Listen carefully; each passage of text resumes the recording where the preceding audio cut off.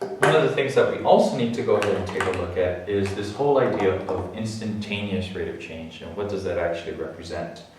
Now, an instantaneous rate of change is exactly what it represents. Instead of an average, which means that we're trying to look at how much what's the average rate of change over a particular interval, we're talking about the rate of change at a particular instant. So, say for example, if I was to go ahead and go back to this blue line here, of course, the rate of change and the instantaneous rate of change and the average rate of change is going to be the same for all the points on the graph, because of course it's a straight line. But if we were to go ahead and talk about the red line here, notice that the instantaneous rate of change is going to be slightly different depending upon which instant you're talking about. So let's just say, for example, that we talk about this. If I was to go ahead and talk about the instantaneous rate of change here, it's probably like this. It's basically very, very small but positive.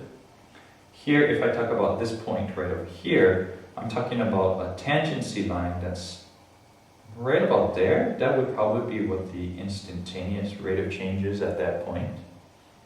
If I was to take it at 20 minutes, then it'd probably be like right about there, right? If I was to take it at 30 minutes, it's like about that. If I was to take it at 40 minutes, it would be like that.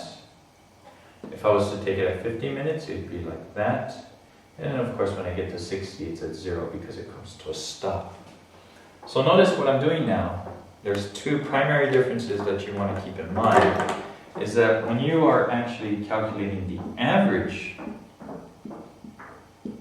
rate of change, you have two coordinates.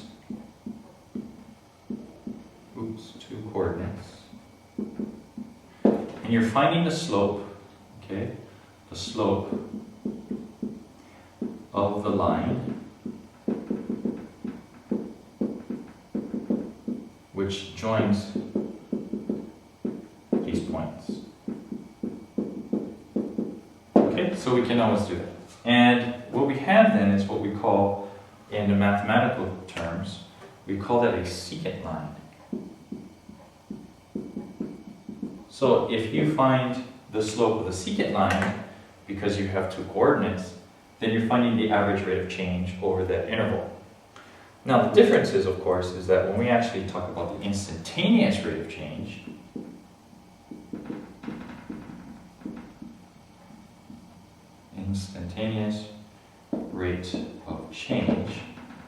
notice that what we're doing is we're no longer dealing with two coordinates, we're only dealing with one coordinate. Okay? And what we're talking about is we're talking about the slope at that point.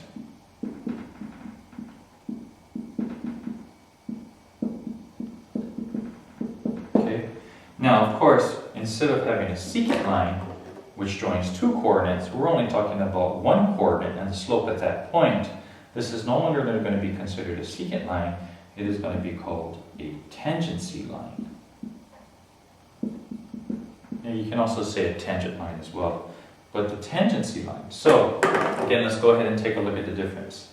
If I was to go ahead and talk about the average rate of change between 10 and 20 minutes, I would take a look at that point there, and I would calculate the slope of that line right there.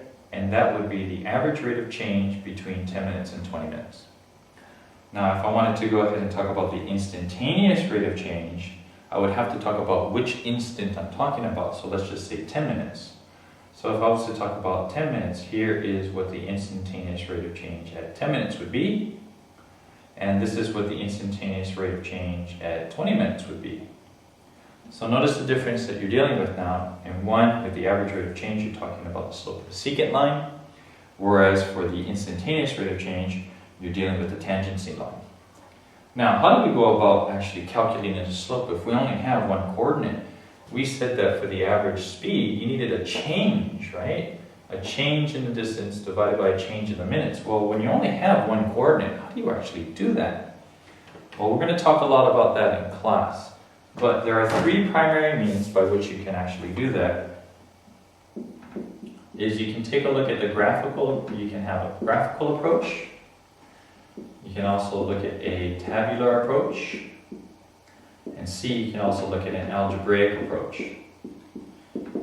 Now, of course, all of those are going to be consistent means by which we can actually calculate the slope of the tangency line, but it's going to be something that we'll have to look at together in class. But the key for today, for this lesson, is to really understand the difference between the average rate of speed, average rate of change, and what that means here, and how it's represented, and also the instantaneous rate of change, what that means, and how it's represented. Okay, so take a look at what's in the book. The book actually describes this pretty well. So go ahead and take a look at that as well, and we'll discuss it a little bit more in class, and actually look at some of the problems that are in these two sections. Okay, so hopefully that was a good start for average rate of change of curved graphs and the instantaneous rate of change. We'll see you all next time. Okay, bye.